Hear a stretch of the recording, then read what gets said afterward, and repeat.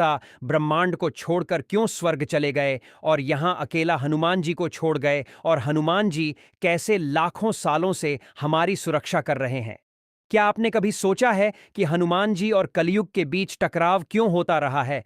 जब द्वापर युग समाप्त हुआ और कलयुग की शुरुआत हुई तो महादेव सहित सारे देवता पृथ्वी से चले गए, क्योंकि कलयुग ऐसा युग है जिसमें देवताओं का प्रत्यक्ष हस्तक्षेप मना है। ये सृष्टि का नियम है कि कोई भी देवता इस युग के कार्यों में दखल नहीं दे सकता। यह युग अधर्म, पाप और छल कपट का है।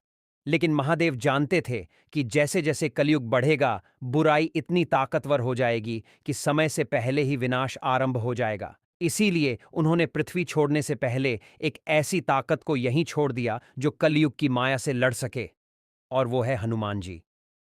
फिर हनुमान जी ने कलयुग को खोजा, आकाश, पाताल, जंगल, हर जगह। अंत में आमना सामना हुआ। कलयुग ने अपनी पूरी ताकत झोंक दी, लेकिन हनुमान जी पर उसका कोई असर नहीं हुआ। कुछ समय के लिए हनुमान जी भी उसकी माया में उलझे, लेकिन जैसे ही उन्होंने श्री राम का नाम लिया, माया टूट गई। हनुमान जी ने कलयुग को धराशायी कर दिया, लेकिन वो उसे मार नहीं सके, क्योंकि वह एक युग है जिसे समय से पहले समाप्त नहीं किया जा सकता।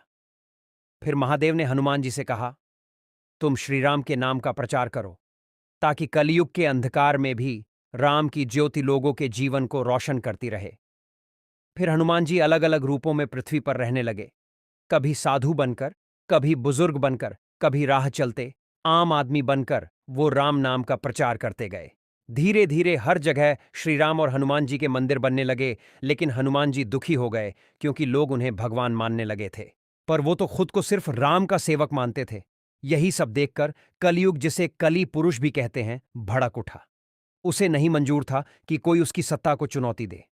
कली पुरुष ने मंदिरों के आसपास पाप फैलाना शुरू किया, शराब, जुआ, हिंसा, लालच। लेकिन श्रीराम का नाम जहां होता है वहां पाप टिक नहीं सकता। तो उसने इंसानों के मन को जहर से भरना शुरू किया। लोगों को मंदिरों और साधु संतों से घृणा होने लगी। फिर इतिहास में वो काला अध्याय आया जब मुगलों ने भारत पर आक्रमण किया। हजारों मंदिर तोड़े गए। काशी, मथुरा, अयोध्या, किसी को नहीं बख्शा गया। सिर्फ मंदिर नहीं, साधु संतों की हत्याएं की गई, मंदिरों को मस्जिदों में बदला गया। इसके बाद नालंदा विश्वविद्यालय को जलाया गया, जहां लाखों करोड़ों किताबें थीं। इतिहास, खगोल, गणित, आयुर्वेद, वेद, सब कुछ था। 7 महीने तक जलता रहा वो ज्ञान का भंडार। लेकिन क्यों?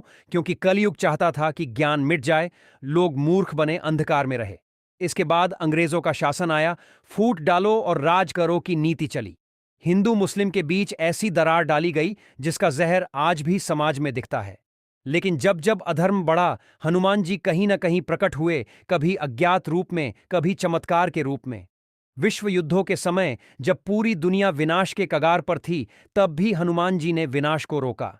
आज भी अगर कहीं सच्चाई है, कहीं दया है, कहीं सेवा है, तो वो हनुमान जी की कृपा से ही संभव है। कलयुग आज भी कोशिश करता है लोगों को भटकाने की, धर्म से दूर करने की, लेकिन हनुमान जी हर बार उसका सामना करते हैं, कभी किसी बच्चे के रूप में, तो कभी साधारण व्यक्ति बनकर। इसीलिए उन्हें कलयुग का जागृत देवता कहा जाता है। वो आज भी जीवित है, जागृत है और सच्चे लोगों की सहायता करते हैं।